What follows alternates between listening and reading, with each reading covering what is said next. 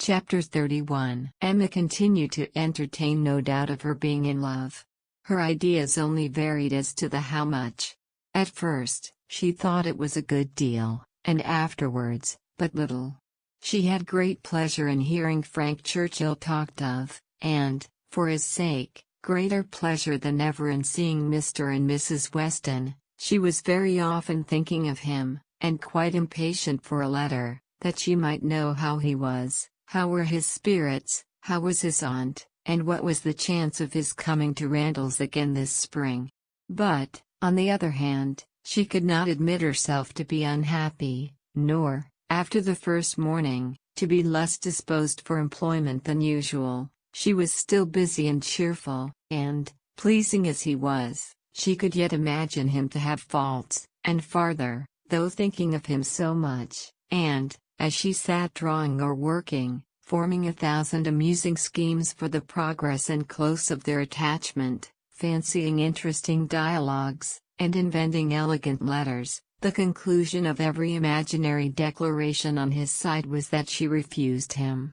Their affection was always to subside into friendship. Everything tender and charming was to mark their parting, but still they were to part. When she became sensible of this, it struck her that she could not be very much in love, for in spite of her previous and fixed determination never to quit her father, never to marry, a strong attachment certainly must produce more of a struggle than she could foresee in her own feelings. "I do not find myself making any use of the word sacrifice," said she, "in not one of all my clever replies, my delicate negatives, is there any allusion to making a sacrifice. I do suspect that he is not really necessary to my happiness. So much the better. I certainly will not persuade myself to feel more than I do. I am quite enough in love.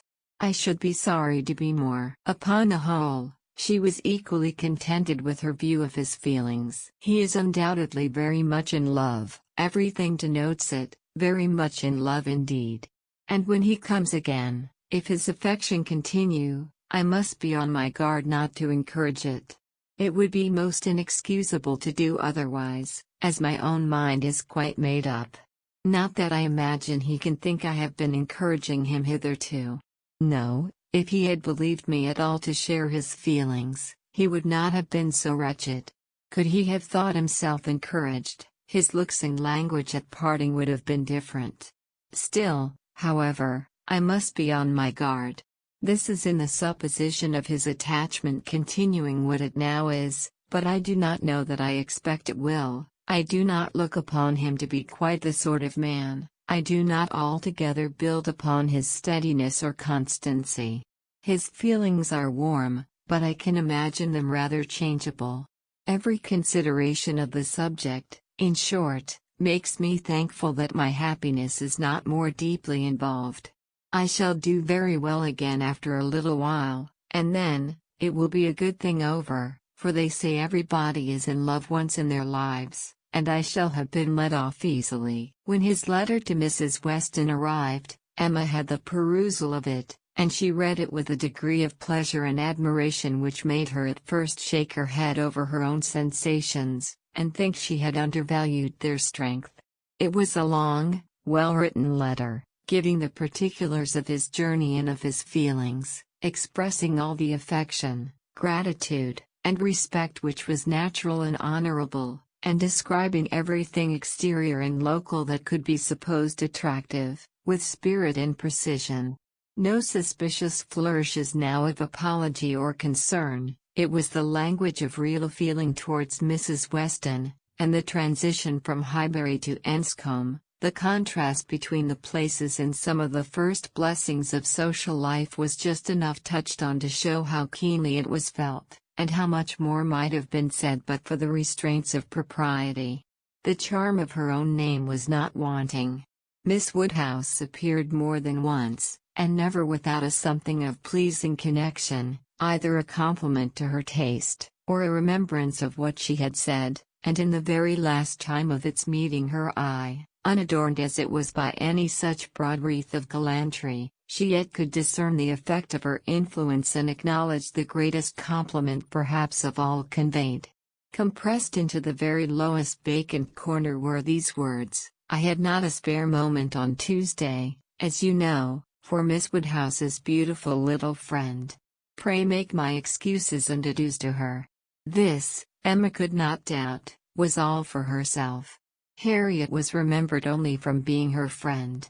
His information and prospects as to Enscombe were neither worse nor better than had been anticipated. Mrs. Churchill was recovering, and he dared not yet, even in his own imagination, fix a time for coming to Randalls again. Gratifying, however, and stimulative as was the letter in the material part, its sentiments, she had found, when it was folded up and returned to Mrs. Weston, that it had not added any lasting warmth, that she could still do without the writer, and that he must learn to do without her.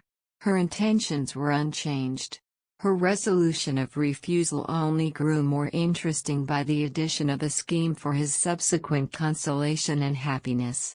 His recollection of Harriet, and the words which clothed it, "the beautiful little friend," suggested to her the idea of Harriet succeeding her in his affections. Was it impossible? No. Harriet undoubtedly was greatly his inferior in understanding, but he had been very much struck with the loveliness of her face and the warm simplicity of her manner, and all the probabilities of circumstance and connection were in her favor. For Harriet, it would be advantageous and delightful indeed. "I must not dwell upon it," said she, "I must not think of it. I know the danger of indulging such speculations. But stranger things have happened, and when we cease to care for each other as we do now, it will be the means of confirming us in that sort of true disinterested friendship which I can already look forward to with pleasure." It was well to have a comfort in store on Harriet's behalf, though it might be wise to let the fancy touch it seldom, for evil in that quarter was at hand. As Frank Churchill's arrival had succeeded Mr. Elton's engagement in the conversation of Highbury, as the latest interest had entirely borne down the first, so now upon Frank Churchill's disappearance, Mr. Elton's concerns were assuming the most irresistible form. His wedding day was named. He would soon be among them again, Mr. Elton and his bride. There was hardly time to talk over the first letter from Enscombe before Mr. Elton and his bride was in everybody's mouth, and Frank Churchill was forgotten. Emma grew sick at the sound. She had had 3 weeks of happy exemption from Mr. Elton, and Harriet's mind, she had been willing to hope, had been lately gaining strength. With Mr. Weston's ball in view at least, there had been a great deal of insensibility to other things. But it was now too evident that she had not attained such a state of composure as could stand against the actual approach, new carriage, bell ringing, and all. Poor Harriet was in a flutter of spirits which required all the reasonings and soothings and attentions of every kind that Emma could give. Emma felt that she could not do too much for her, that Harriet had a right to all her ingenuity and all her patience. But it was heavy work to be forever convincing without producing any effect, forever agreed to, without being able to make their opinions the same. Harriet listened submissively, and said it was very true, it was just as Miss Woodhouse described, it was not worth while to think about them, and she would not think about them any longer, but no change of subject could avail, and the next half hour saw her as anxious and restless about the Eltons as before. At last Emma attacked her on another ground. "You're allowing yourself to be so occupied and so unhappy about Mr. Elton's marrying, Harriet, is the strongest reproach you can make me. You could not give me a greater reproof for the mistake I fell into. It was all my doing, I know. I have not forgotten it, I assure you. Deceived myself, I did very miserably deceive you, and it will be a painful reflection to me forever. Do not imagine me in danger of forgetting it." Harriet felt this too much to utter more than a few words of eager exclamation. Emma continued, "I have not said, exert yourself Harriet for my sake, think less, talk less of Mr. Elton for my sake, because for your own sake rather, I would wish it to be done, for the sake of what is more important than my comfort, a habit of self-command in you, a consideration of what is your duty, an attention to propriety, an endeavor to avoid the suspicions of others, to save your health and credit, and restore your tranquility. These are the motives which I have been pressing on you. They are very important, and sorry I am that you cannot feel them sufficiently to act upon them. My being saved from pain is a very secondary consideration. I want you to save yourself from greater pain. Perhaps I may sometimes have felt that Harriet would not forget what was due, or rather what would be kind by me. This appeal to her affections did more than all the rest. The idea of wanting gratitude and consideration for Miss Woodhouse, whom she really loved extremely, made her wretched for a while, and when the violence of grief was comforted away, still remained powerful enough to prompt to what was right and support her in it very tolerably. You, who have been the best friend I ever had in my life, want gratitude to you. Nobody is equal to you. I care for nobody as I do for you. Oh, Miss Woodhouse, how ungrateful I have been. Such expressions, assisted as they were by everything that look and manner could do, made Emma feel that she had never loved Harriet so well, nor valued her affection so highly before. There is no charm equal to tenderness of heart, said she afterwards to herself. There is nothing to be compared to it. Warmth and tenderness of heart, with an affectionate, open manner, will beat all the clearness of head in the world. For attraction, I am sure it will. It is tenderness of heart which makes my dear father so generally beloved, which gives Isabella all her popularity. I have it not, but I know how to prize and respect it. Harriet is my superior in all the charm and all the felicity it gives. Dear Harriet, I would not change you for the clearest-headed, longest-sighted, best-judging female breathing. Oh, the coldness of a Jane Fairfax! Harriet is worth 100 such, and for a wife, a sensible man's wife, it is invaluable. I mention no names, but happy the man who changes Emma for Harriet. Chapter 32. Mrs. Alton was first seen at church, but though devotion might be interrupted, curiosity could not be satisfied by a bride in a pew, and it must be left for the visits in form which were then to be paid, to settle whether she were very pretty indeed, or only rather pretty, or not pretty at all. Emma had feelings, less of curiosity than of pride or propriety, to make her resolve on not being the last to pay her respects, and she made a point of Harriet's going with her, that the worst of the business might be gone through as soon as possible. She could not enter the house again, could not be in the same room to which she had with such vain artifice retreated 3 months ago, to lace up her boot, without recollecting. 1,000 vexatious thoughts would recur. Compliments, charades, and horrible blunders, and it was not to be supposed that poor Harriet should not be recollecting too, but she behaved very well, and was only rather pale and silent. The visit was of course short, and there was so much embarrassment and occupation of mind to shorten it, that Emma would not allow herself entirely to form an opinion of the lady, and on no account to give one, beyond the nothing-meaning terms of being elegantly dressed, and very pleasing. She did not really like her. She would not be in a hurry to find fault, but she suspected that there was no elegance, ease, but not elegance. She was almost sure that for a young woman, a stranger, a bride, there was too much ease. Her person was rather good, her face not unpretty, but neither feature, nor air, nor voice, nor manner, were elegant. Emma thought at least it would turn out so. As for Mr. Alton, his manners did not appear, but no, she would not permit a hasty or a witty word from herself about his manners. It was an awkward ceremony at any time to be receiving wedding visits, and a man had need be all grace to acquit himself well through it.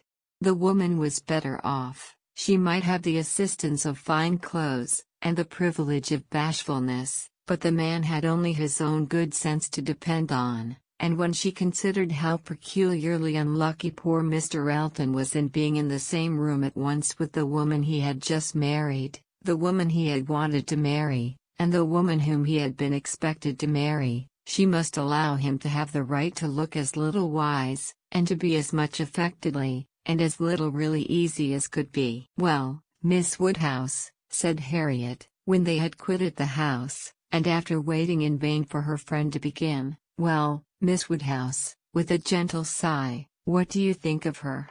Is not she very charming?" There was a little hesitation in Emma's answer. "Oh, yes, very, a very pleasing young woman. I think her beautiful, quite beautiful. Very nicely dressed, indeed, a remarkably elegant gown. I am not at all surprised that he should have fallen in love." "Oh, no, there is nothing to surprise one at all.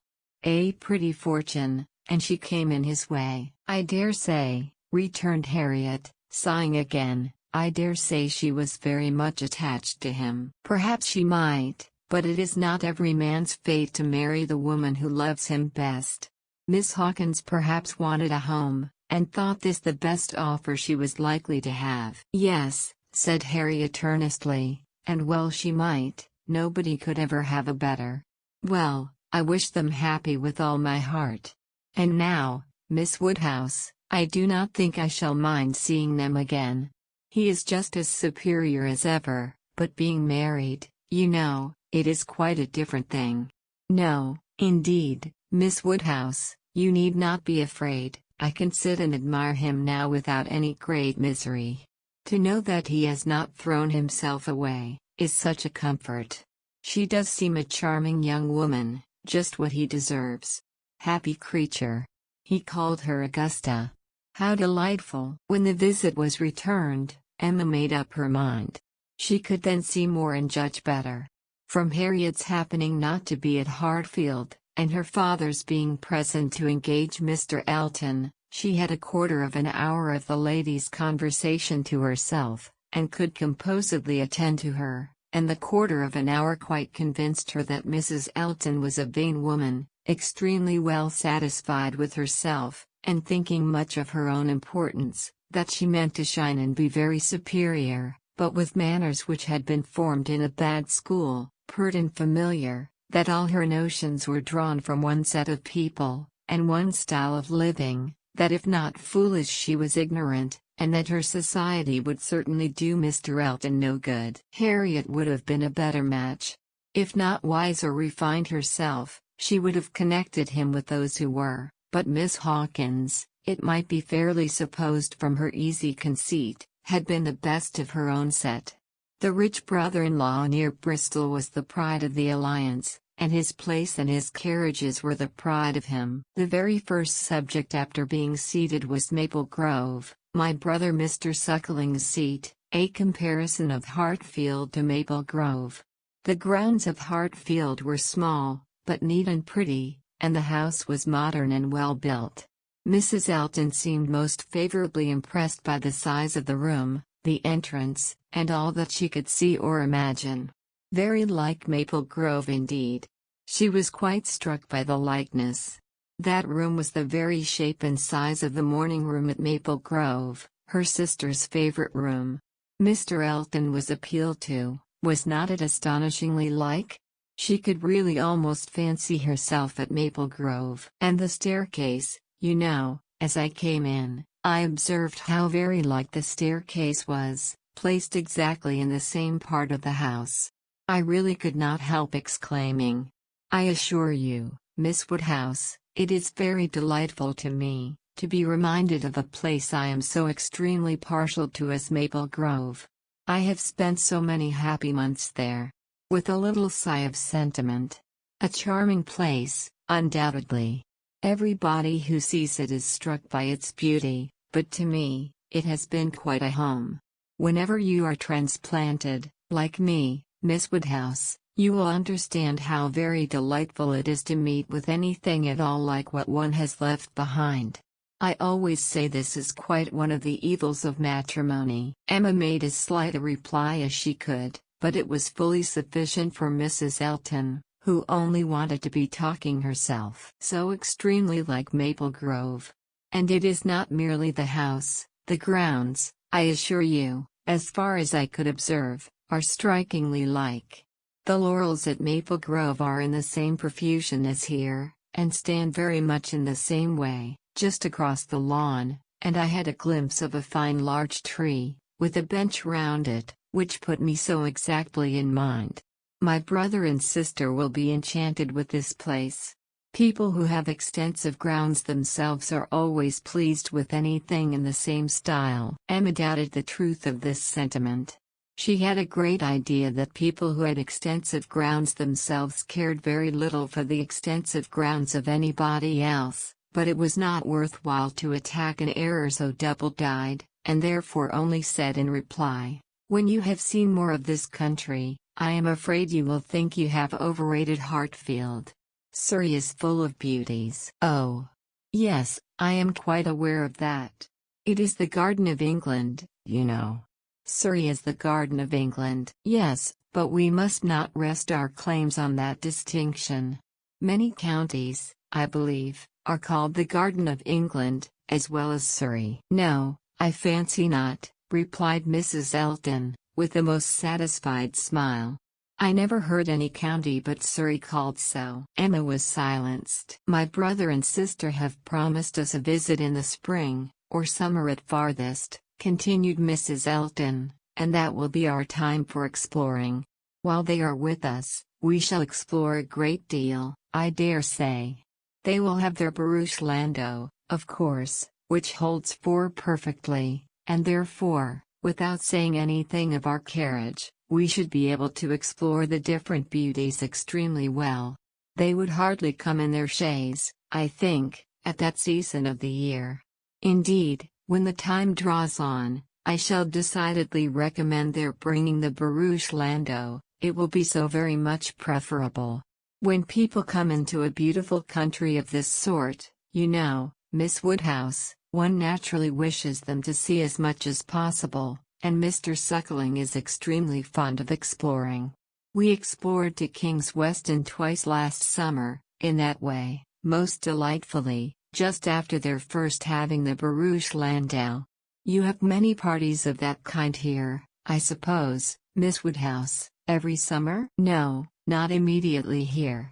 We are rather out of distance of the very striking beauties which attract the sort of parties you speak of, and we are a very quiet set of people, I believe, more disposed to stay at home than engage in schemes of pleasure." "Ah! There is nothing like staying at home for real comfort. Nobody can be more devoted to home than I am. I was quite a proverb for it at Maple Grove. Many a time has Selina said, when she has been going to Bristol, 'I really cannot get this girl to move from the house. I absolutely must go in by myself, though I hate being stuck up in the barouche landau without a companion,' but Augusta, I believe, with her own goodwill, would never stir beyond the park paling. Many a time has she said so, and yet I am no advocate for entire seclusion. I think, on the contrary, when people shut themselves up entirely from society, it is a very bad thing, and that it is much more advisable to mix in the world in a proper degree, without living in it either too much or too little. I perfectly understand your situation, however, Miss Woodhouse," looking towards Mr. Woodhouse. "Your father's state of health must be a great drawback. Why does not he try Bath? Indeed he should. Let me recommend Bath to you. I assure you I have no doubt of its doing Mr. Woodhouse good. My father tried it more than once, formerly, but without receiving any benefit, and Mr. Perry, whose name, I dare say, is not unknown to you, does not conceive it would be at all more likely to be useful now." "Ah! That's a great pity, for I assure you, Miss Woodhouse, where the waters do agree, it is quite wonderful the relief they give. In my Bath life, I have seen such instances of it. And it is so cheerful a place, that it could not fail of being of use to Mr. Woodhouse's spirits, which, I understand, are sometimes much depressed. And as to its recommendations to you, I fancy I need not take much pains to dwell on them. The advantages of Bath to the young are pretty generally understood. It would be a charming introduction for you, who have lived so secluded a life, and I could immediately secure you some of the best society in the place. A line from me would bring you a little host of acquaintance, and my particular friend, Mrs. Partridge, the lady I have always resided with when in Bath, would be most happy to show you any attentions, and would be the very person for you to go into public with." It was as much as Emma could bear, without being impolite. The idea of her being indebted to Mrs. Alton for what was called an introduction, of her going into public under the auspices of a friend of Mrs. Alton's, probably some vulgar, dashing widow, who, with the help of a boarder, just made a shift to live. The dignity of Miss Woodhouse, of Hartfield, was sunk indeed. She restrained herself, however, from any of the reproofs she could have given, and only thanked Mrs. Alton coolly, but their going to Bath was quite out of the question, and she was not perfectly convinced that the place might suit her better than her father. And then, to prevent farther outrage and indignation, changed the subject directly. "I do not ask whether you are musical, Mrs. Alton. Upon these occasions, a lady's character generally precedes her, and Highbury has long known that you are a superior performer." "Oh, no, indeed, I must protest against any such idea. A superior performer?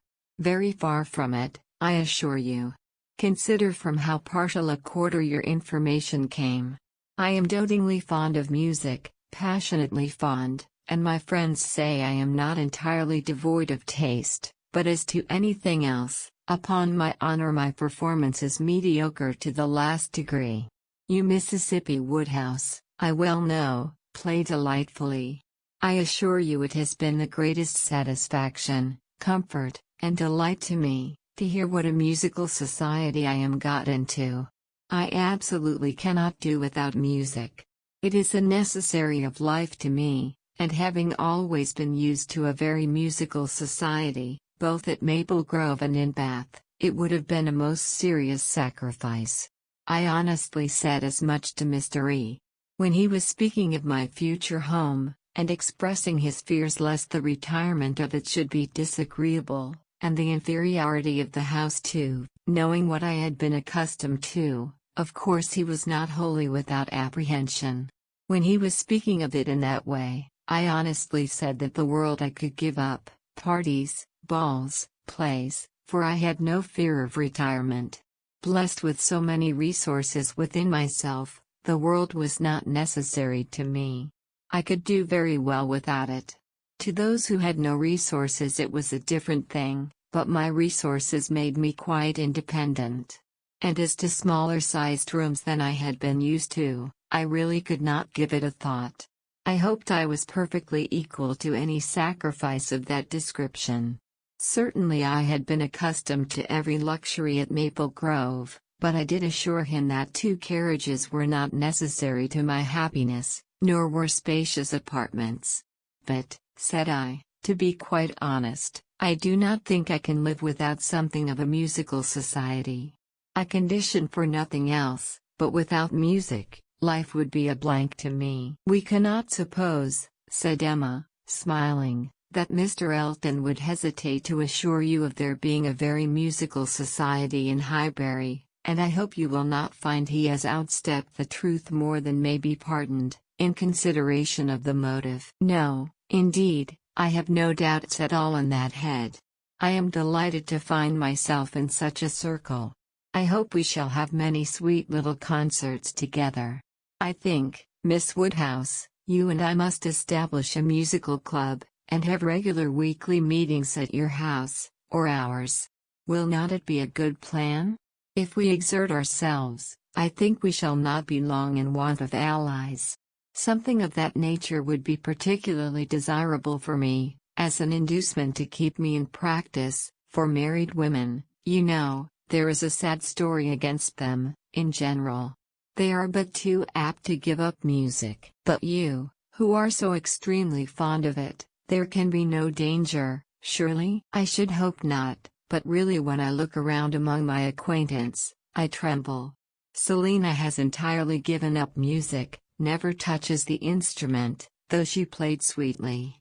And the same may be said of Mrs. Jeffreys, Clara Partridge, that was, and of the two Millmans, now Mrs. Bird and Mrs. James Cooper, and of more than I can enumerate. Upon my word, it is enough to put one in a fright. I used to be quite angry with Selina, but really I begin now to comprehend that a married woman has many things to call her attention. I believe I was half an hour this morning shut up with my housekeeper. But everything of that kind, said Emma, will soon be in so regular a train.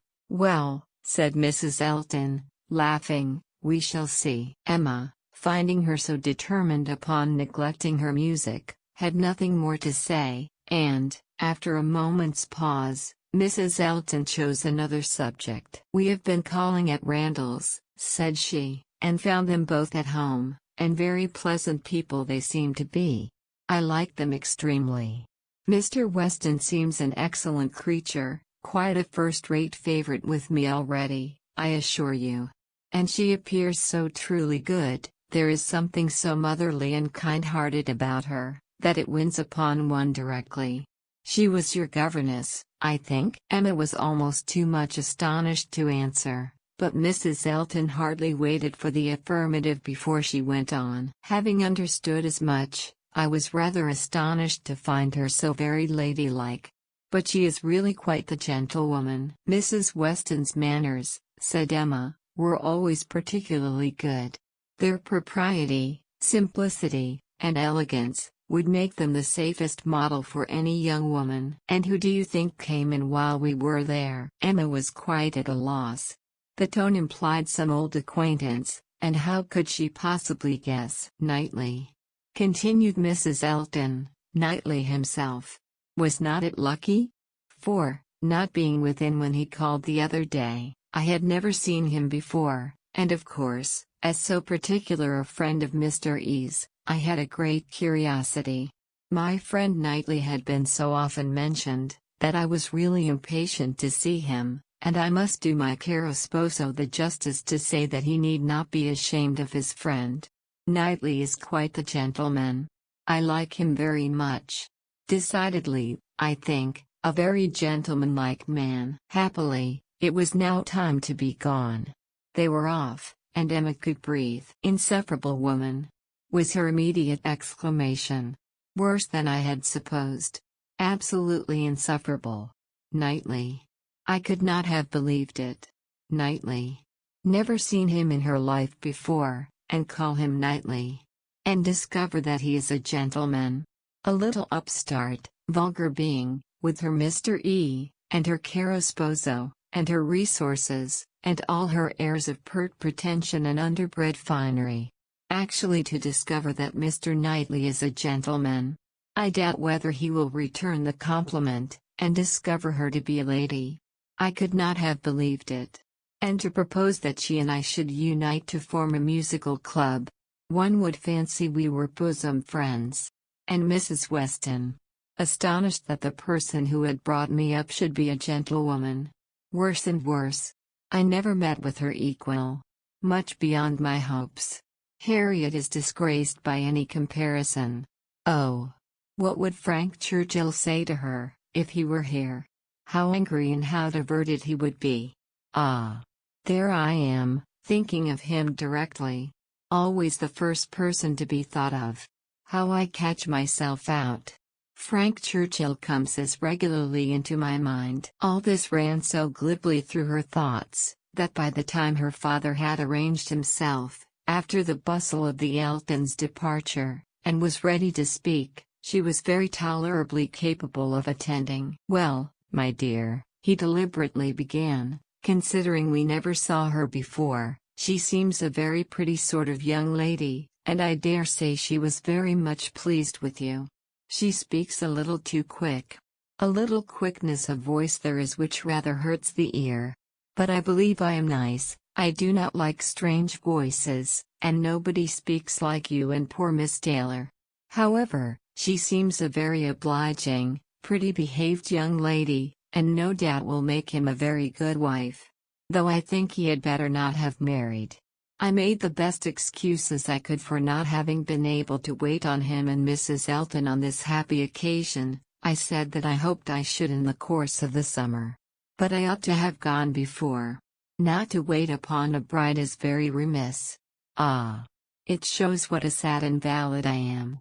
But I do not like the corner into Vicarage Lane. I dare say your apologies were accepted, sir. Mr. Alton knows you. Yes, but a young lady, a bride, I ought to have paid my respects to her if possible. It was being very deficient. But, my dear papa, you are no friend to matrimony, and therefore why should you be so anxious to pay your respects to a bride? It ought to be no recommendation to you. It is encouraging people to marry if you make so much of them. No, my dear, I never encouraged anybody to marry, but I would always wish to pay every proper attention to a lady, and a bride, especially, is never to be neglected. More is avowedly due to her. A bride, you know, my dear, is always the first in company, let the others be who they may. Well, papa, if this is not encouragement to marry, I do not know what is. And I should never have expected you to be lending your sanction to such vanity baits for poor young ladies. My dear, you do not understand me. This is a matter of mere common politeness and good breeding, and has nothing to do with any encouragement to people to marry. Emma had done. Her father was growing nervous, and could not understand her. Her mind returned to Mrs. Alton's offences, and long, very long, did they occupy her. Chapter 33. Emma was not required, by any subsequent discovery, to retract her ill opinion of Mrs. Alton. Her observation had been pretty correct. Such as Mrs. Alton appeared to her on this second interview, such she appeared whenever they met again, self-important, presuming, familiar, ignorant, and ill-bred. She had a little beauty and a little accomplishment, but so little judgment that she thought herself coming with superior knowledge of the world, to enliven and improve a country neighborhood, and conceived Miss Hawkins to have held such a place in society as Mrs. Alton's consequence only could surpass. There was no reason to suppose Mr. Alton thought at all differently from his wife. He seemed not merely happy with her, but proud.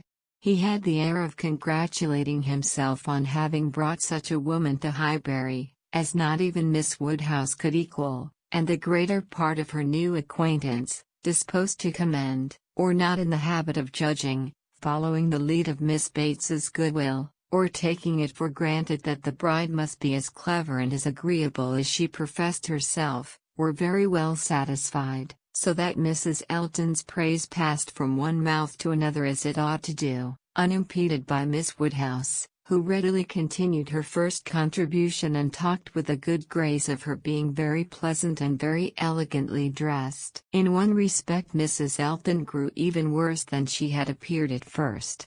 Her feelings altered towards Emma.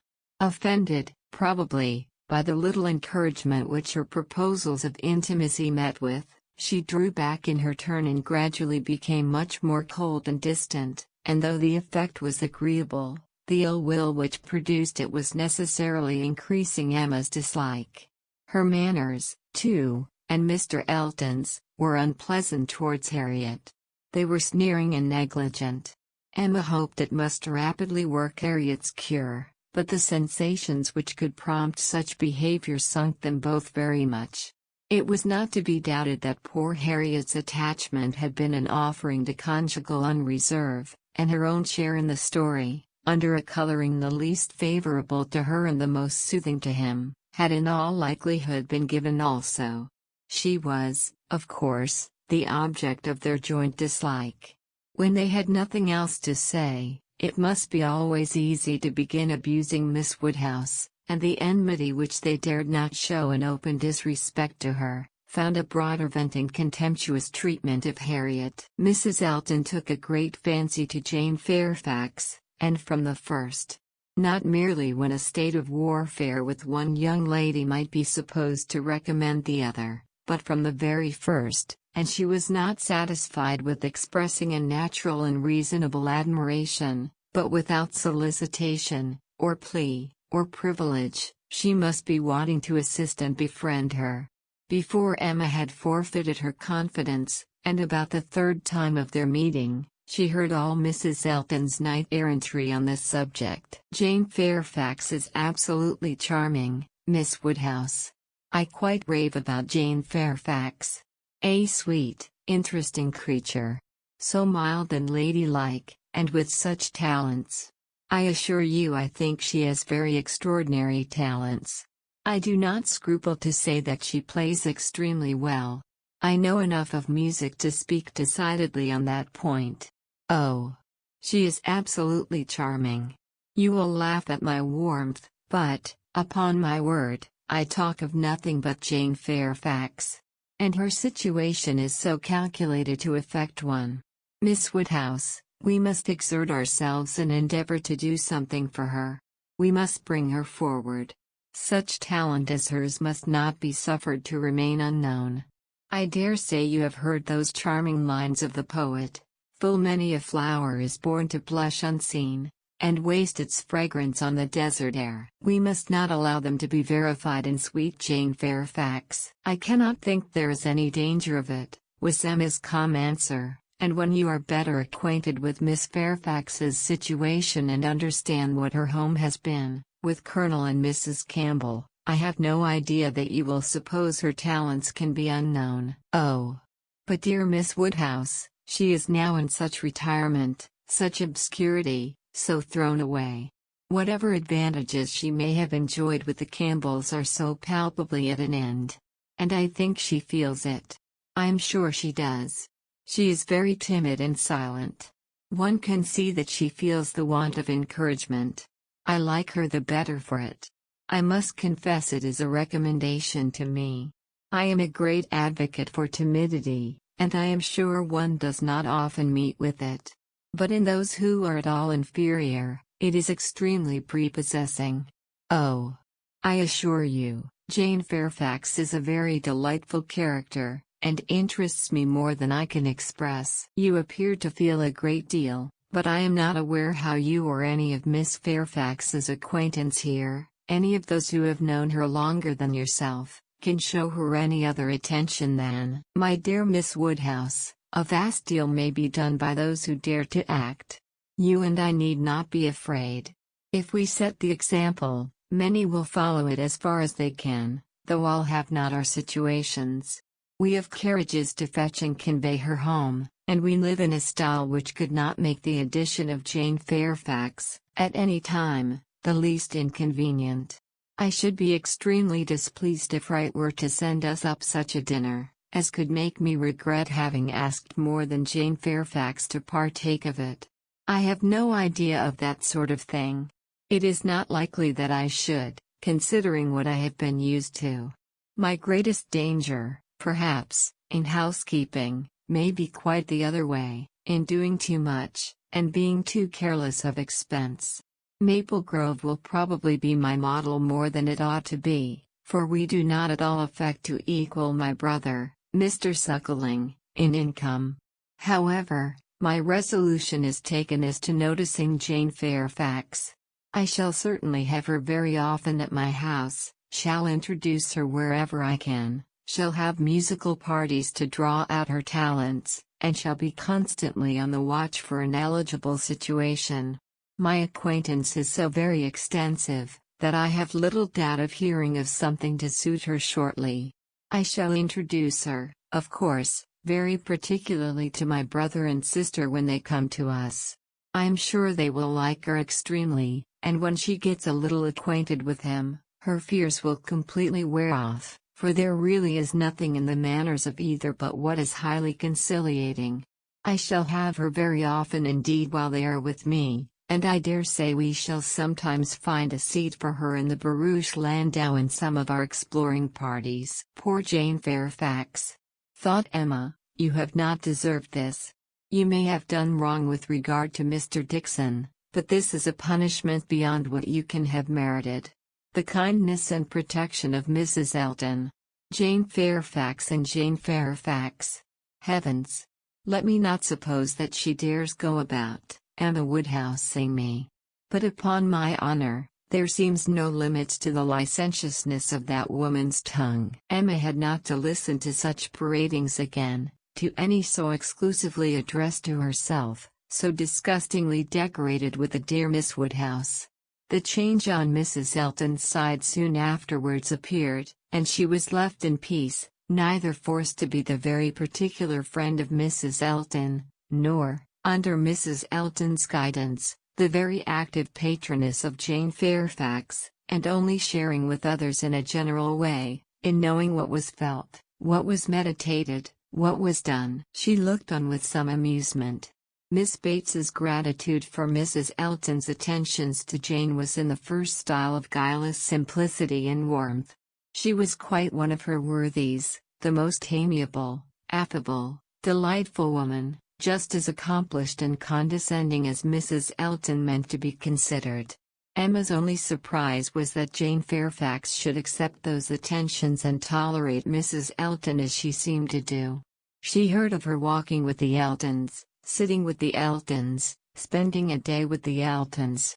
This was astonishing. She could not have believed it possible that the taste or the pride of Miss Fairfax could endure such society and friendship as the vicarage had to offer. "She's a riddle, quite a riddle," said she, "to choose to remain here month after month, under privations of every sort. And now to choose the mortification of Mrs. Elton's notice and the penury of her conversation, rather than return to the superior companions who have always loved her with such real, generous affection." Jane had come to Highbury professedly for 3 months, the Campbells were gone to Ireland for 3 months, but now the Campbells had promised their daughter to stay at least till midsummer, and fresh invitations had arrived for her to join them there. According to Miss Bates, it all came from her. Mrs. Dixon had written most pressingly. Would Jane but go, means were to be found, servants sent, friends contrived, no travelling difficulty allowed to exist, but still she had declined it. She must have some motive, more powerful than appears, for refusing this invitation, was Emma's conclusion. She must be under some sort of penance, inflicted either by the Campbells or herself. There is great fear, great caution, great resolution somewhere. She is not to be with the Dixons. The decree is issued by somebody. But why must she consent to be with the Eltons? Here is quite a separate puzzle. Upon her speaking her wonder aloud on that part of the subject, before the few who knew her opinion of Mrs. Elton, Mrs. Weston ventured this apology for Jane. "We cannot suppose that she has any great enjoyment at the vicarage, my dear Emma, but it is better than being always at home. Her aunt is a good creature, but, as a constant companion, must be very tiresome. We must consider what Miss Fairfax quits, before we condemn her taste for what she goes to." "You are right, Mrs. Weston," said Mr. Knightley warmly. "Miss Fairfax is as capable as any of us of forming a just opinion of Mrs. Elton. Could she have chosen with whom to associate, she would not have chosen her. But, with a reproachful smile at Emma, she receives attentions from Mrs. Elton, which nobody else pays her." Emma felt that Mrs. Weston was giving her a momentary glance, and she was herself struck by his warmth. With a faint blush, she presently replied, "Such attentions as Mrs. Elton's, I should have imagined, would rather disgust than gratify Miss Fairfax. Mrs. Elton's invitations I should have imagined anything but inviting." "I should not wonder," said Mrs. Weston, "if Miss Fairfax were to have been drawn on beyond her own inclination, by her aunt's eagerness in accepting Mrs. Elton's civilities for her. Poor Miss Bates may very likely have committed her niece and hurried her into a greater appearance of intimacy than her own good sense would have dictated, in spite of the very natural wish of a little change." Both felt rather anxious to hear him speak again, and after a few minutes' silence, he said, "Another thing must be taken into consideration too. Mrs. Elton does not talk to Miss Fairfax as she speaks of her. We all know the difference between the pronouns he or she and thou, the plainest spoken amongst us. We all feel the influence of a something beyond common civility in our personal intercourse with each other, a something more early implanted. We cannot give anybody the disagreeable hints that we may have been very full of the hour before. We feel things differently. And besides the operation of this, as a general principle, you may be sure that Miss Fairfax awes Mrs. Elton by her superiority both of mind and manner, and that, face to face, Mrs. Elton treats her with all the respect which she has a claim to. Such a woman as Jane Fairfax probably never fell in Mrs. Elton's way before, and no degree of vanity can prevent her acknowledging her own comparative littleness in action, if not in consciousness. "I know how highly you think of Jane Fairfax," said Emma. Little Henry was in her thoughts, and a mixture of alarm and delicacy made her irresolute what else to say. "Yes," he replied, "anybody may know how highly I think of her." "And yet," said Emma, beginning hastily and with an arch look, but soon stopping, "it was better, however, to know the worst at once," she hurried on, "and yet, perhaps, you may hardly be aware yourself how highly it is. The extent of your admiration may take you by surprise some day or other." Mr. Knightley was hard at work upon the lower buttons of his thick leather gaiters, and either the exertion of getting them together, or some other cause, brought the color into his face, as he answered, "Oh, are you there? But you are miserably behindhand. Mr. Cole gave me a hint of it 6 weeks ago." He stopped. Emma felt her foot pressed by Mrs. Weston, and did not herself know what to think. In a moment he went on, "That will never be, however, I can assure you. Miss Fairfax, I dare say, would not have me if I were to ask her, and I am very sure I shall never ask her." Emma returned her friend's pressure with interest, and was pleased enough to exclaim, "You are not vain, Mr. Knightley. I will say that for you." He seemed hardly to hear her. He was thoughtful, and in a manner which showed him not pleased, soon afterwards said, "So you have been settling that I should marry Jane Fairfax?" "No, indeed I have not. You have scolded me too much for matchmaking, for me to presume to take such a liberty with you. What I said just now meant nothing. One says those sort of things, of course, without any idea of a serious meaning." "Oh, no. Upon my word I have not the smallest wish for your marrying Jane Fairfax or Jane anybody. You would not come in and sit with us in this comfortable way, if you were married." Mr. Knightley was thoughtful again. The result of his reverie was, "No, Emma, I do not think the extent of my admiration for her will ever take me by surprise. I never had a thought of her in that way, I assure you." And soon afterwards, "Jane Fairfax is a very charming young woman, but not even Jane Fairfax is perfect. She has a fault. She has not the open temper which a man would wish for in a wife." Emma could not but rejoice to hear that she had a fault. "Well," said she, "and you soon silenced Mr. Cole, I suppose?" "Yes, very soon. He gave me a quiet hint. I told him he was mistaken. He asked my pardon and said no more. Cole does not want to be wiser or wittier than his neighbors." In that respect how unlike dear Mrs. Elton, who wants to be wiser and wittier than all the world. I wonder how she speaks of the Coles, what she calls them. How can she find any appellation for them, deep enough in familiar vulgarity? She calls you, Knightley. What can she do for Mr. Cole? And so I am not to be surprised that Jane Fairfax accepts her civilities and consents to be with her. Mrs. Weston, your argument weighs most with me. I can much more readily enter into the temptation of getting away from Miss Bates, than I can believe in the triumph of Miss Fairfax's mind over Mrs. Elton.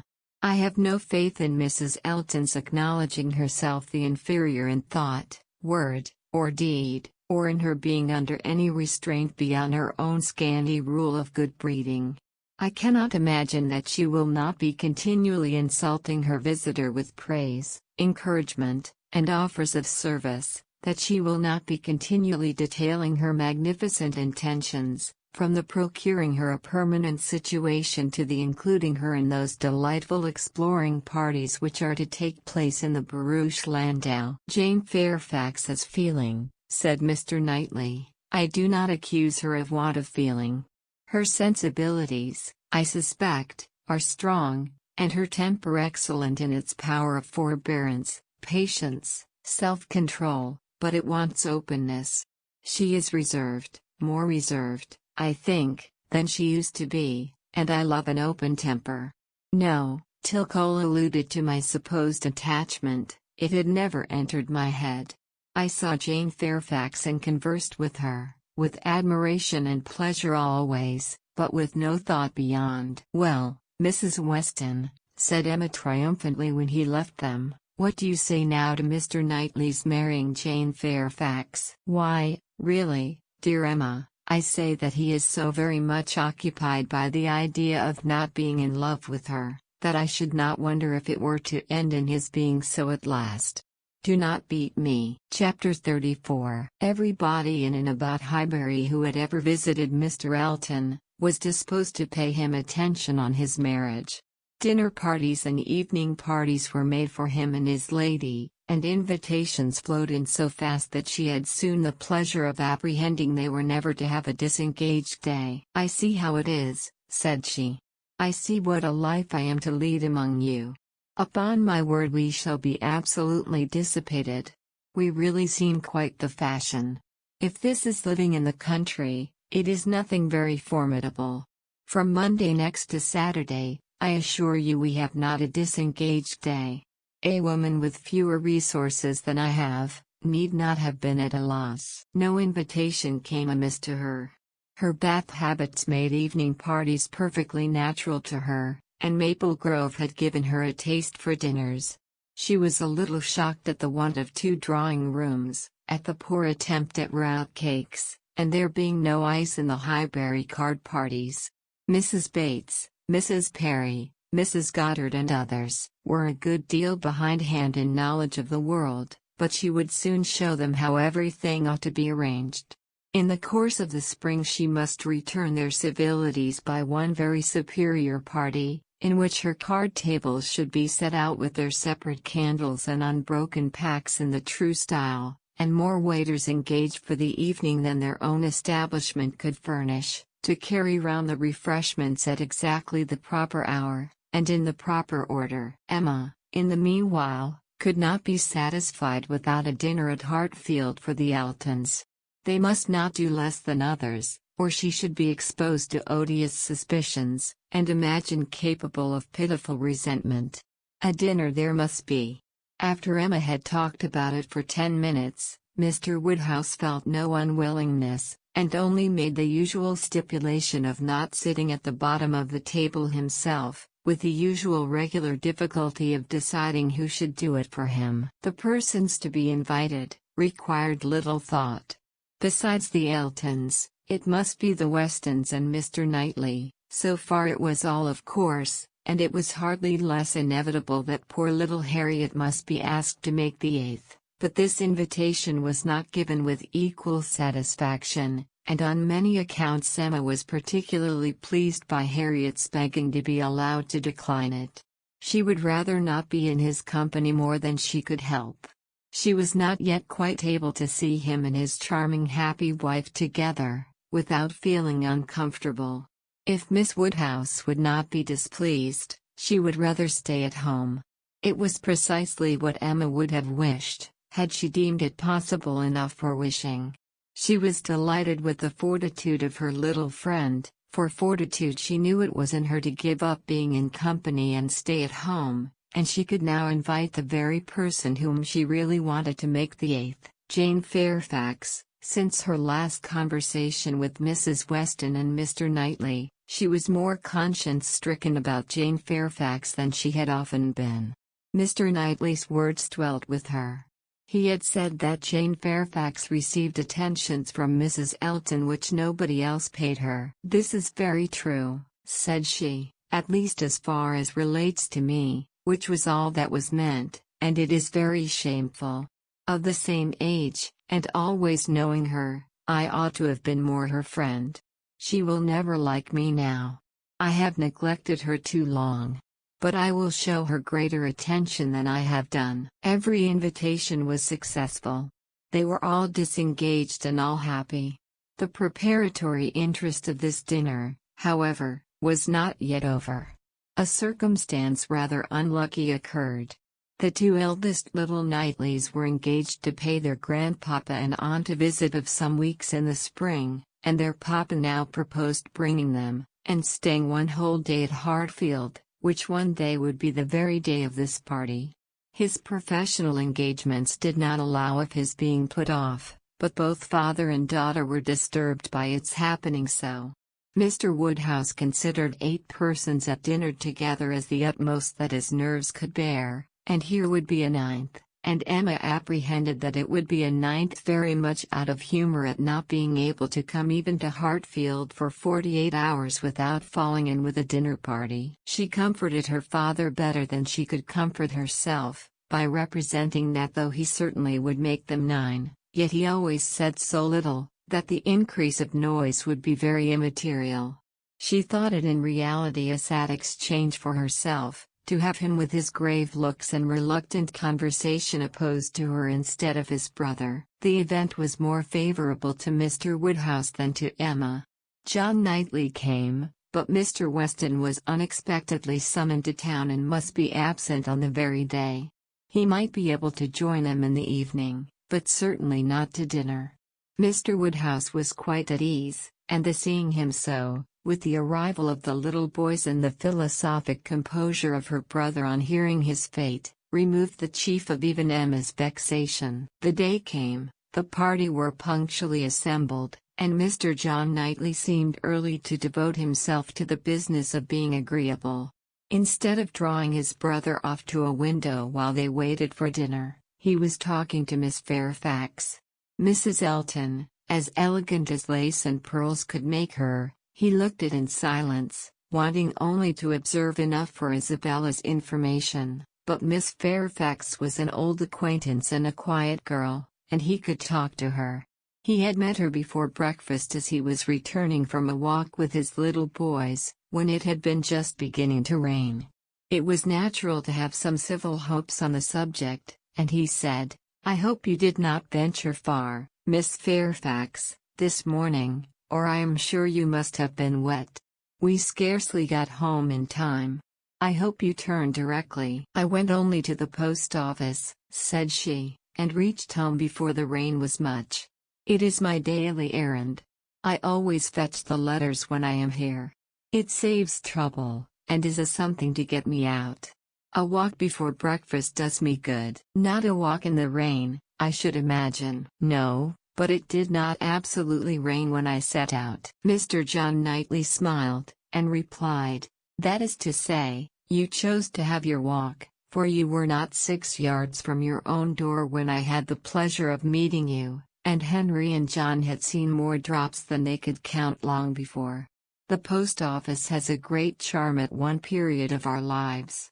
When you have lived to my age, you will begin to think letters are never worth going through the rain for." There was a little blush, and then this answer, "I must not hope to be ever situated as you are, in the midst of every dearest connection, and therefore I cannot expect that simply growing older should make me indifferent about letters." "Indifferent? Oh, no, I never conceived you could become indifferent. Letters are no matter of indifference. They are generally a very positive curse." "You are speaking of letters of business, mine are letters of friendship." "I have often thought them the worst of the two," replied he coolly. "Business, you know, may bring money, but friendship hardly ever does." "Ah! You are not serious now." "I know Mr. John Knightley too well. I am very sure he understands the value of friendship as well as anybody. I can easily believe that letters are very little to you, much less than to me, but it is not your being 10 years older than myself which makes the difference. It is not age, but situation. You have everybody dearest to you always at hand. I, probably, never shall again, and therefore till I have outlived all my affections, a post office, I think, must always have power to draw me out, in worse weather than today." "When I talked of your being altered by time, by the progress of years," said John Knightley, "I meant to imply the change of situation which time usually brings. I consider one as including the other. Time will generally lessen the interest of every attachment not within the daily circle, but that is not the change I had in view for you. As an old friend, you will allow me to hope, Miss Fairfax, that 10 years hence you may have as many concentrated objects as I have." It was kindly said, and very far from giving offense. A pleasant thank you seemed meant to laugh it off, but a blush, a quivering lip, a tear in the eye, showed that it was felt beyond a laugh. Her attention was now claimed by Mr. Woodhouse, who being, according to his custom on such occasions, making the circle of his guests, and paying his particular compliments to the ladies, was ending with her, and with all his mildest urbanity, said, "I am very sorry to hear, Miss Fairfax, of your being out this morning in the rain. Young ladies should take care of themselves. Young ladies are delicate plants. They should take care of their health and their complexion. My dear, did you change your stockings?" "Yes, sir, I did indeed, and I am very much obliged by your kind solicitude about me." "My dear Miss Fairfax, young ladies are very sure to be cared for. I hope your good grandmamma and aunt are well. They are some of my very old friends. I wish my health allowed me to be a better neighbor. You do us a great deal of honor today, I am sure. My daughter and I are both highly sensible of your goodness, and have the greatest satisfaction in seeing you at Hartfield." The kind-hearted, polite old man might then sit down and feel that he had done his duty, and made every fair lady welcome and easy. By this time, the walk in the rain had reached Mrs. Alton, and her remonstrances now opened upon Jane. "My dear Jane, what is this I hear?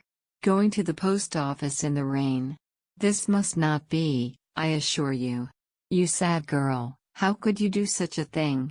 It is a sign I was not there to take care of you." Jane very patiently assured her that she had not caught any cold. "Oh, do not tell me. You really are a very sad girl, and do not know how to take care of yourself. To the post office indeed. Mrs. Weston, did you ever hear the like? You and I must positively exert our authority." "My advice," said Mrs. Weston kindly and persuasively, "I certainly do feel tempted to give. Miss Fairfax, you must not run such risks. Liable as you have been to severe colds, indeed you ought to be particularly careful, especially at this time of year.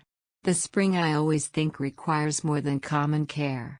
Better wait an hour or two, or even half a day for your letters, than run the risk of bringing on your cough again. Now do not you feel that you had? Yes, I'm sure you are much too reasonable. You look as if you would not do such a thing again." "Oh, she shall not do such a thing again," eagerly rejoined Mrs. Alton. "We will not allow her to do such a thing again," and nodding significantly, "there must be some arrangement made, there must indeed. I shall speak to Mr. E. The man who fetches our letters every morning, one of our men, I forget his name, shall inquire for yours too and bring them to you. That will obviate all difficulties you know, and from us I really think, my dear Jane, you can have no scruple to accept such an accommodation." "You are extremely kind," said Jane, "but I cannot give up my early walk. I am advised to be out of doors as much as I can. I must walk somewhere, and the post office is an object, and upon my word, I have scarcely ever had a bad morning before." "My dear Jane, say no more about it. The thing is determined, that is," laughing affectedly, "as far as I can presume to determine anything without the concurrence of my lord and master. You know, Mrs. Weston, you and I must be cautious how we express ourselves. But I do flatter myself, my dear Jane, that my influence is not entirely worn out. If I meet with no insuperable difficulties therefore, consider that point as settled." "Excuse me," said Jane earnestly, "I cannot by any means consent to such an arrangement, so needlessly troublesome to your servant. If the errand were not a pleasure to me, it could be done, as it always is when I am not here, by my grandmamma's." "Oh, my dear, but so much as Patty has to do.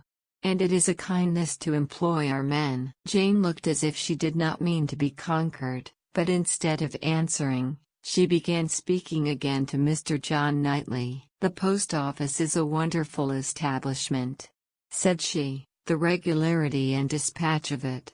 If one thinks of all that it has to do, and all that it does so well, it is really astonishing. It is certainly very well regulated. So seldom that any negligence or blunder appears.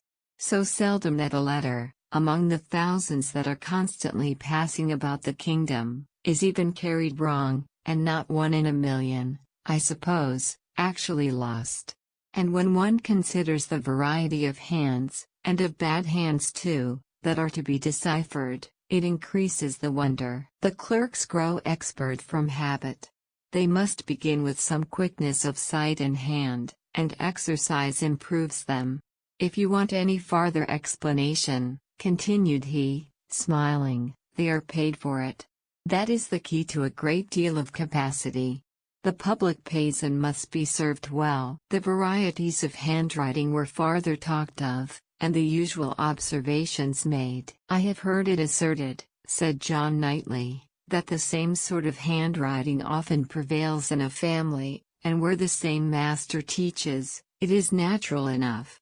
But for that reason, I should imagine the likeness must be chiefly confined to the females, for boys have very little teaching after an early age, and scramble into any hand they can get. Isabella and Emma, I think, do write very much alike. I have not always known their writing apart." "Yes," said his brother hesitatingly, "there is a likeness. I know what you mean, but Emma's hand is the strongest." "Isabella and Emma both write beautifully," said Mr. Woodhouse, "and always did. And so does poor Mrs. Weston," with half a sigh and half a smile at her. "I never saw any gentleman's handwriting," Emma began, looking also at Mrs. Weston, but stopped, on perceiving that Mrs. Weston was attending to someone else, and the pause gave her time to reflect. "Now, how am I going to introduce him? Am I unequal to speaking his name at once before all these people? Is it necessary for me to use any roundabout phrase? Your Yorkshire friend, your correspondent in Yorkshire, that would be the way, I suppose, if I were very bad. No, I can pronounce his name without the smallest distress. I certainly get better and better. Now for it." Mrs. Weston was disengaged and Emma began again. "Mr. Frank Churchill writes one of the best gentleman's hands I ever saw." "I do not admire it," said Mr. Knightley. "It is too small, wants strength. It is like a woman's writing." This was not submitted to by either lady. They vindicated him against the base aspersion. No, it by no means wanted strength. It was not a large hand, but very clear and certainly strong. Had not Mrs. Weston any letter about her to produce? No, she had heard from him very lately, but having answered the letter, had put it away. "If we were in the other room," said Emma, "if I had my writing desk, I am sure I could produce a specimen. I have a note of his. Do not you remember, Mrs. Weston, employing him to write for you one day?" "He chose to say he was employed." Well, I have that note, and can show it after dinner to convince Mr. Knightley." "Oh! When a gallant young man, like Mr. Frank Churchill," said Mr. Knightley dryly, "writes to a fair lady like Miss Woodhouse, he will, of course, put forth his best." Dinner was on table. Mrs. Alton, before she could be spoken to, was ready, and before Mr. Woodhouse had reached her with his request to be allowed to hand her into the dining parlor, was saying, "Must I go first? I really am ashamed of always leading the way." Jane's solicitude about fetching her own letters had not escaped Emma. She had heard and seen it all, and felt some curiosity to know whether the wet walk of this morning had produced any. She suspected that it had, that it would not have been so resolutely encountered but in full expectation of hearing from someone very dear, and that it had not been in vain. She thought there was an air of greater happiness than usual, a glow both of complexion and spirits. She could have made an inquiry or two, As to the expedition and the expense of the Irish mails, it was at her tongue's end, but she abstained. She was quite determined not to utter a word that should hurt Jane Fairfax's feelings, and they followed the other ladies out of the room, arm in arm, with an appearance of goodwill highly becoming to the beauty and grace of each. Chapter 35. When the ladies returned to the drawing-room after dinner, Emma found it hardly possible to prevent their making two distinct parties. With so much perseverance in judging and behaving ill did Mrs. Alton engross Jane Fairfax and slight herself. She and Mrs. Weston were obliged to be almost always either talking together or silent together. Mrs. Alton left them no choice. If Jane repressed her for a little time, she soon began again, and though much that passed between them was in a half-whisper, especially on Mrs. Alton's side, there was no avoiding a knowledge of their principal subjects: the post office, catching cold, fetching letters, and friendship, were long under discussion, and to them succeeded one, which must be at least equally unpleasant to Jane: inquiries whether she had yet heard of any situation likely to suit her, and professions of Mrs. Alton's meditated activity. "Here is April come," said she. "I get quite anxious about you.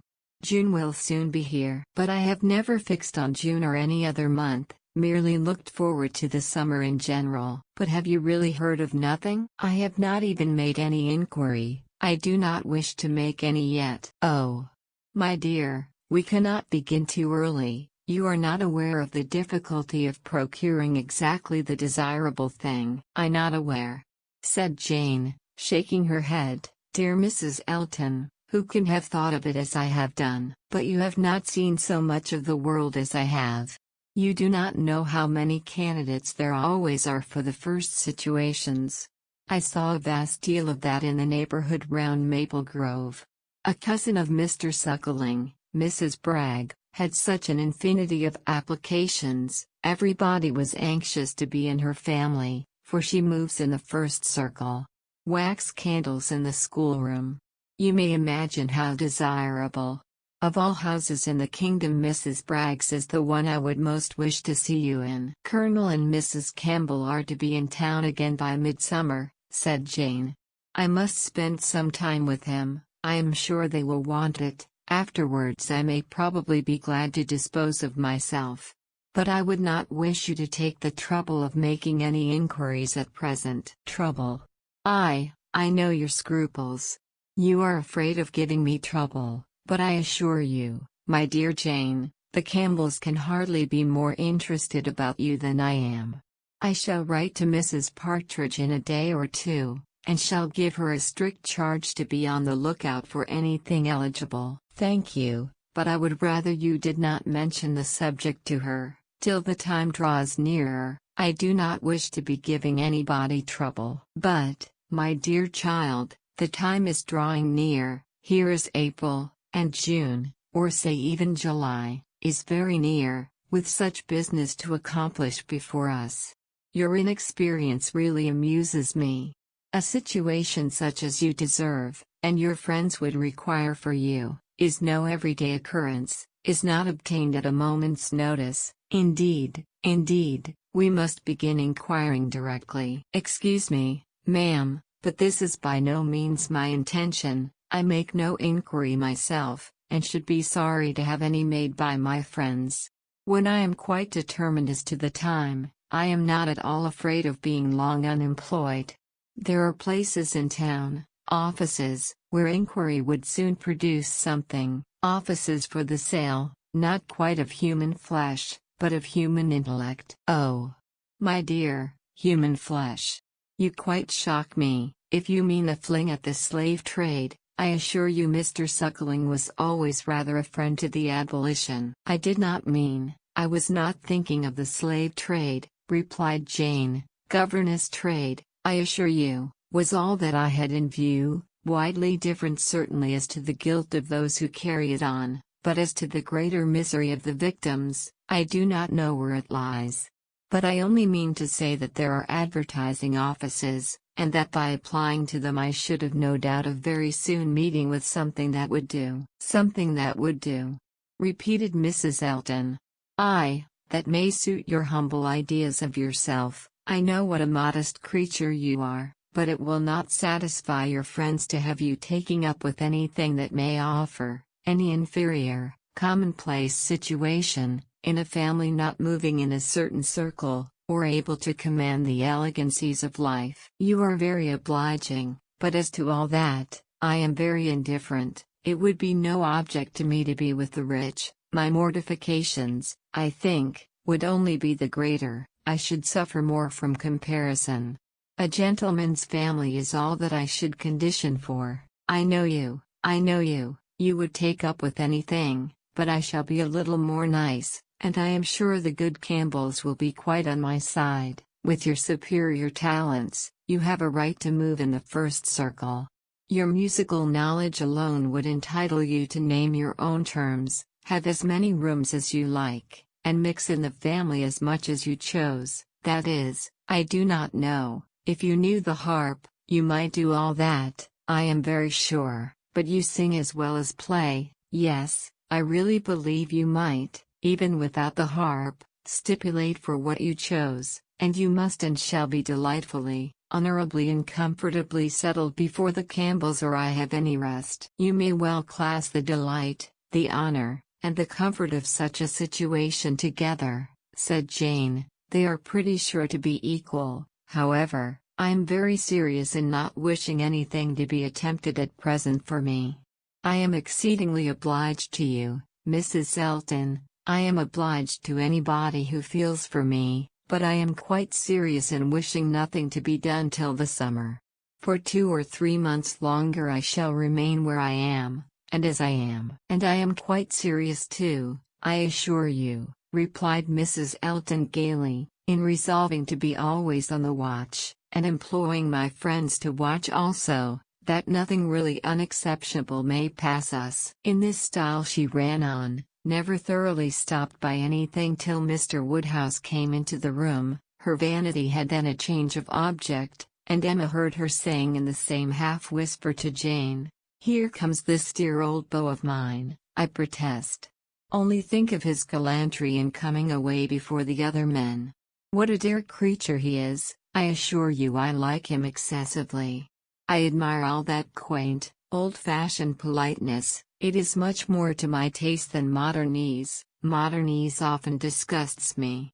But this good old Mr. Woodhouse, I wish you had heard his gallant speeches to me at dinner. Oh! I assure you I began to think my caro sposo would be absolutely jealous. I fancy I am rather a favorite. He took notice of my gown. How do you like it? Selina's choice, handsome, I think, but I do not know whether it is not over-trimmed. I have the greatest dislike to the idea of being over-trimmed, quite a horror of finery. I must put on a few ornaments now, because it is expected of me. A bride, you know, must appear like a bride, but my natural taste is all for simplicity. A simple style of dress is so infinitely preferable to finery. But I am quite in the minority, I believe. Few people seem to value simplicity of dress. Show and finery are everything. I have some notion of putting such a trimming as this to my white and silver poplin. Do you think it will look well? The whole party were but just reassembled in the drawing-room when Mr. Weston made his appearance among them. He had returned to a late dinner, and walked to Hartfield as soon as it was over. He had been too much expected by the best judges, for surprise, but there was great joy. Mr. Woodhouse was almost as glad to see him now, as he would have been sorry to see him before. John Knightley only was in mute astonishment. That a man who might have spent his evening quietly at home after a day of business in London, should set off again, and walk half a mile to another man's house, for the sake of being in mixed company till bedtime, of finishing his day in the efforts of civility and the noise of numbers, was a circumstance to strike him deeply. A man who had been in motion since 8 o'clock in the morning, and might now have been still, who had been long talking, and might have been silent, who had been in more than one crowd, and might have been alone.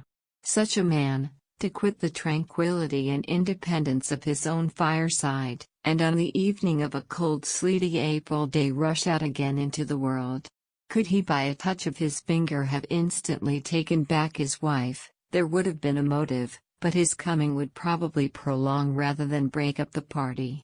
John Knightley looked at him with amazement, then shrugged his shoulders, and said, "I could not have believed it even of him." Mr. Weston meanwhile, perfectly unsuspicious of the indignation he was exciting, happy and cheerful as usual, and with all the right of being principal talker, which a day spent anywhere from home confers, was making himself agreeable among the rest, and having satisfied the inquiries of his wife as to his dinner, convincing her that none of all her careful directions to the servants had been forgotten, and spread abroad what public news he had heard, was proceeding to a family communication, which, though principally addressed to Mrs. Weston, he had not the smallest doubt of being highly interesting to everybody in the room. He gave her a letter. It was from Frank, and to herself, he had met with it in his way, and had taken the liberty of opening it. Read it," said he, "it will give you pleasure, only a few lines, will not take you long. Read it to Emma." The two ladies looked over it together, and he sat smiling and talking to them the whole time, in a voice a little subdued, but very audible to everybody. "Well, he is coming, you see, good news, I think. Well, what do you say to it? I always told you he would be here again soon, did not I? Anne, my dear, did not I always tell you so, and you would not believe me?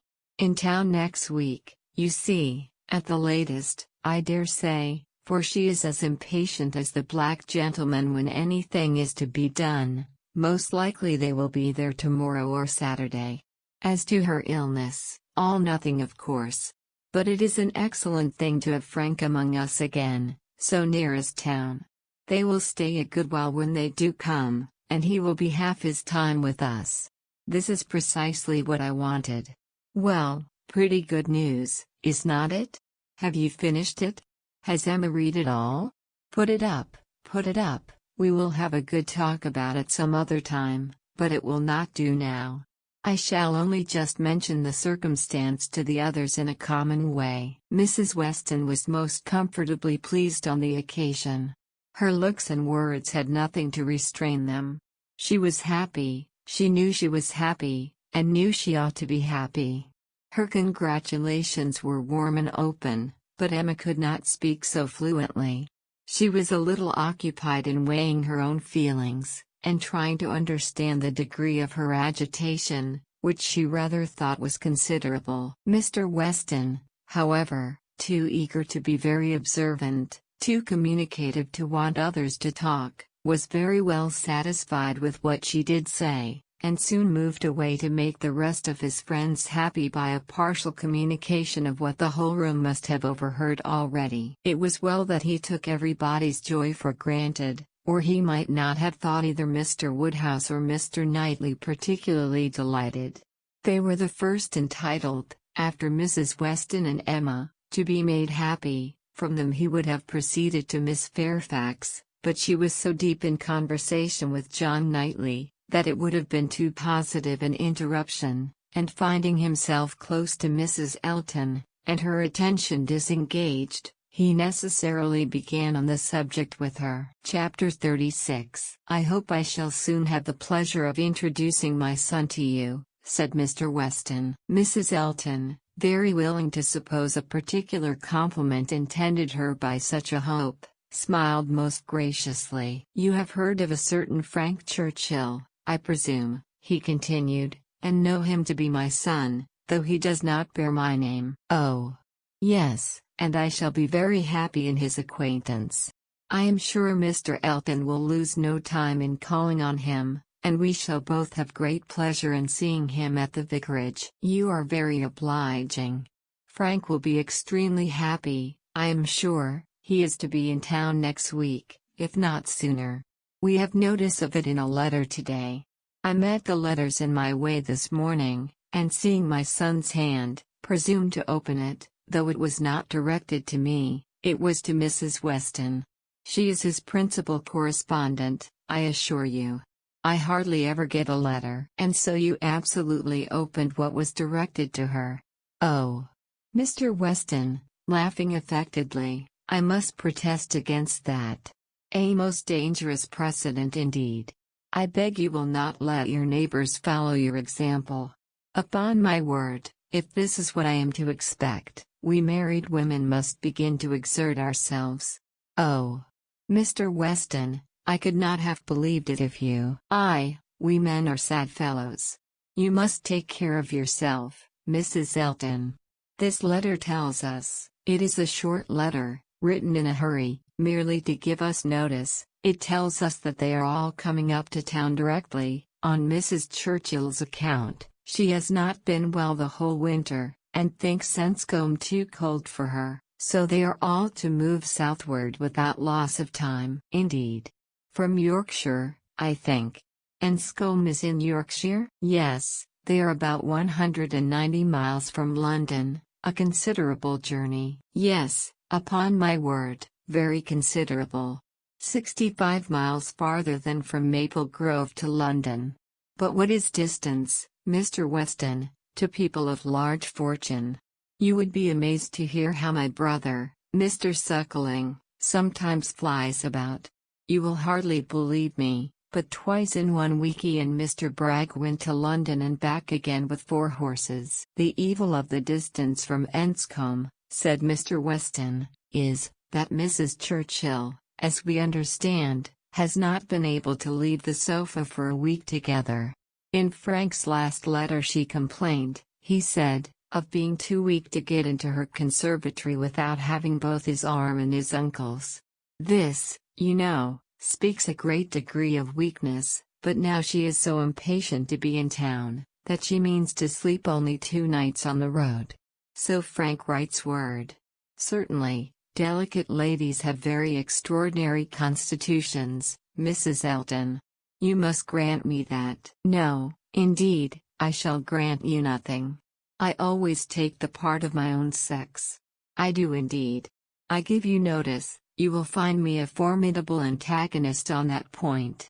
I always stand up for women, and I assure you, if you knew how Selina feels with respect to sleeping at an inn, you would not wonder at Mrs. Churchill's making incredible exertions to avoid it. Selina says it is quite horror to her, and I believe I have caught a little of her nicety. She always travels with her own sheets, an excellent precaution. Does Mrs. Churchill do the same? Depend upon it, Mrs. Churchill does everything that any other fine lady ever did. Mrs. Churchill will not be second to any lady in the land for. Mrs. Alton eagerly interposed with, "Oh, Mr. Weston, do not mistake me. Selina is no fine lady, I assure you. Do not run away with such an idea." "Is not she? Then she is no rule for Mrs. Churchill, who is as thorough a fine lady as anybody ever beheld." Mrs. Alton began to think she had been wrong in disclaiming so warmly. It was by no means her object to have it believed that her sister was not a fine lady. Perhaps there was want of spirit in the pretense of it, and she was considering in what way she had best retract, when Mr. Weston went on. "Mrs. Churchill is not much in my good graces, as you may suspect, but this is quite between ourselves. She is very fond of Frank, and therefore I would not speak ill of her. Besides, she is out of health now, but that indeed, by her own account, she has always been. I would not say so to everybody, Mrs. Alton, but I have not much faith in Mrs. Churchill's illness. If she is really ill, why not go to Bath, Mr. Weston? To Bath, or to Clifton? She has taken it into her head that Enscombe is too cold for her. The fact is, I suppose, that she is tired of Enscombe.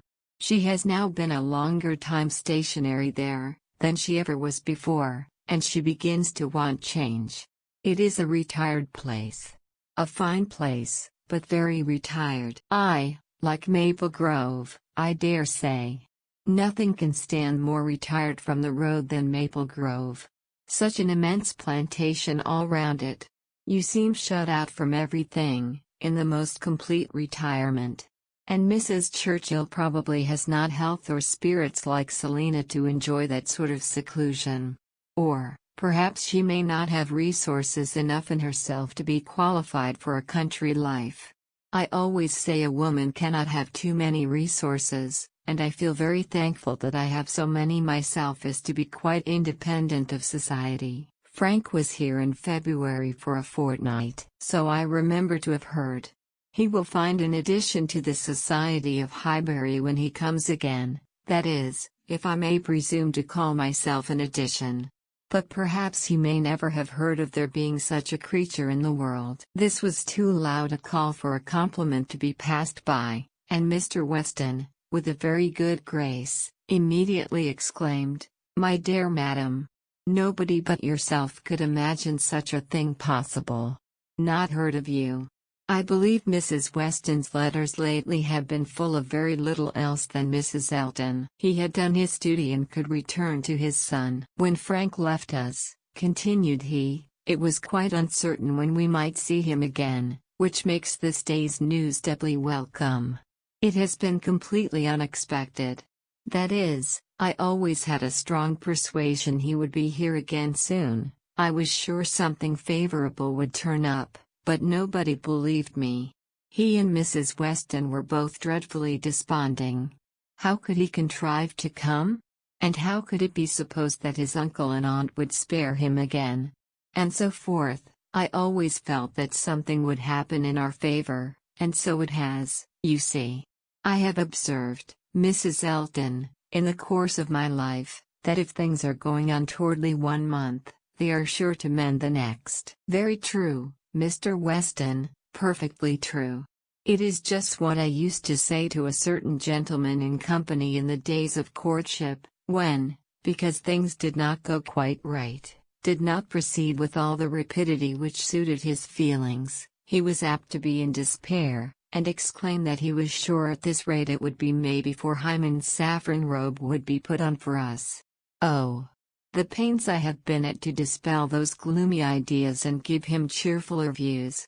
The carriage, we had disappointments about the carriage. One morning, I remember, he came to me quite in despair. She was stopped by a slight fit of coughing, and Mr. Weston instantly seized the opportunity of going on. "You were mentioning May. May is the very month which Mrs. Churchill is ordered, or has ordered herself, to spend in some warmer place than Enscombe, in short, to spend in London, so that we have the agreeable prospect of frequent visits from Frank the whole spring, precisely the season of the year which one should have chosen for it, days almost at the longest, weather genial and pleasant, always inviting one out, and never too hot for exercise. When he was here before, we made the best of it, but there was a good deal of wet, damp, cheerless weather. There always is in February, you know, and we could not do half that we intended. Now will be the time. This will be complete enjoyment, and I do not know, Mrs. Alton, whether the uncertainty of our meetings, the sort of constant expectation there will be of his coming in today or tomorrow, and at any hour, may not be more friendly to happiness than having him actually in the house. I think it is so. I think it is the state of mind which gives most spirit and delight. I hope you will be pleased with my son, but you must not expect a prodigy. He is generally thought a fine young man, but do not expect a prodigy. Mrs. Weston's partiality for him is very great, and, as you may suppose, most gratifying to me. She thinks nobody equal to him. And I assure you, Mr. Weston, I have very little doubt that my opinion will be decidedly in his favor. I have heard so much in praise of Mr. Frank Churchill. At the same time it is fair to observe, that I am one of those who always judge for themselves, and are by no means implicitly guided by others. I give you notice that as I find your son, so I shall judge of him. I am no flatterer." Mr. Weston was musing. "I hope," said he presently, "I have not been severe upon poor Mrs. Churchill. If she is ill I should be sorry to do her injustice, but there are some traits in her character which make it difficult for me to speak of her with the forbearance I could wish. You cannot be ignorant, Mrs. Alton, of my connection with the family, nor of the treatment I have met with, and, between ourselves, the whole blame of it is to be laid to her. She was the instigator. Frank's mother would never have been slighted as she was but for her. Mr. Churchill has pride, but his pride is nothing to his wife's. His is a quiet, indolent, gentlemanlike sort of pride that would harm nobody, and only make himself a little helpless and tiresome, but her pride is arrogance and insolence. And what inclines one less to bear, she has no fair pretense of family or blood. She was nobody when he married her, barely the daughter of a gentleman, but ever since her being turned into a Churchill she has out-Churchilled them all in high and mighty claims, but in herself, I assure you, she is an upstart. Only think. Well, that must be infinitely provoking. I have quite a horror of upstarts. Maple Grove has given me a thorough disgust to people of that sort, for there is a family in that neighborhood who are such an annoyance to my brother and sister from the airs they give themselves. Your description of Mrs. Churchill made me think of them directly.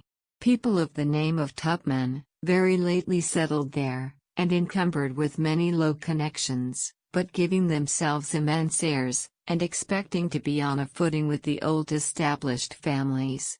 A year and a half is the very utmost that they can have lived at West Hall, and how they got their fortune nobody knows.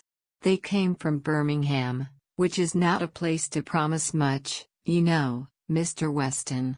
One has not great hopes from Birmingham. I always say there is something direful in the sound, but nothing more is positively known of the Tupmans, though a good many things I assure you are suspected, and yet by their manners they evidently think themselves equal even to my brother, Mr. Suckling, who happens to be one of their nearest neighbors. It is infinitely too bad. Mr. Suckling, who has been 11 years a resident at Maple Grove, and whose father had it before him, I believe. At least, I am almost sure that old Mr. Suckling had completed the purchase before his death. They were interrupted. Tea was carrying round, and Mr. Weston, having said all that he wanted, soon took the opportunity of walking away. After tea, Mr. and Mrs. Weston, and Mr. Alton sat down with Mr. Woodhouse to cards. The remaining 5 were left to their own powers, and Emma doubted their getting on very well, for Mr. Knightley seemed little disposed for conversation. Mrs. Alton was wanting notice, which nobody had inclination to pay, and she was herself in a worry of spirits which would have made her prefer being silent. Mr. John Knightley proved more talkative than his brother. He was to leave them early the next day, and he soon began with, "Well, Emma, I do not believe I have anything more to say about the boys, but you have your sister's letter, and everything is down at full length there, we may be sure. My charge would be much more concise than hers, and probably not much in the same spirit, all that I have to recommend being comprised in, do not spoil them, and do not physic them." "I rather hope to satisfy you both," said Emma, "for I shall do all in my power to make them happy, which will be enough for Isabella, and happiness must preclude false indulgence in physic. And if you find them troublesome, you must send them home again." "That is very likely." "You think so, do not you?" "I hope I am aware that they may be too noisy for your father, or even may be some encumbrance to you, if your visiting engagements continue to increase as much as they have done lately." "Increase? Certainly. You must be sensible that the last half-year has made a great difference in your way of life." "Difference? No, indeed I am not." "There can be no doubt of your being much more engaged with company than you used to be. Witness this very time. Here am I come down for only 1 day, and you are engaged with a dinner party. When did it happen before, or anything like it? Your neighborhood is increasing, and you mix more with it. A little while ago, every letter to Isabella brought an account of fresh gaieties, dinners at Mr. Cole's, or balls at the Crown. The difference which Randall's alone makes in your goings-on, is very great." "Yes," said his brother quickly, "it is Randall's that does it all." "Very well, and as Randall's, I suppose, is not likely to have less influence than heretofore. It strikes me as a possible thing, Emma, that Henry and John may be sometimes in the way. And if they are, I only beg you to send them home." "No," cried Mr. Knightley, "that need not be the consequence. Let them be sent to Donwell. I shall certainly be at leisure." "Upon my word," exclaimed Emma, "you amuse me. I should like to know how many of all my numerous engagements take place without your being of the party, and why I am to be supposed in danger of wanting leisure to attend to the little boys. These amazing engagements of mine, what have they been? Dining once with the Coles, and having a ball talked of, which never took place. I can understand you," nodding at Mr. John Knightley, "your good fortune in meeting with so many of your friends at once here delights you too much to pass unnoticed. But you," turning to Mr. Knightley, "who know how very, very seldom I am ever 2 hours from Hartfield, why you should foresee such a series of dissipation for me, I cannot imagine. And as to my dear little boys, I must say, that if Aunt Emma has not time for them, I do not think they would fare much better with Uncle Knightley, who is absent from home about 5 hours where she is absent 1, and who, when he is at home, is either reading to himself or settling his accounts." Mr. Knightley seemed to be trying not to smile, and succeeded without difficulty, upon Mrs. Elton's beginning to talk to him. Chapter 37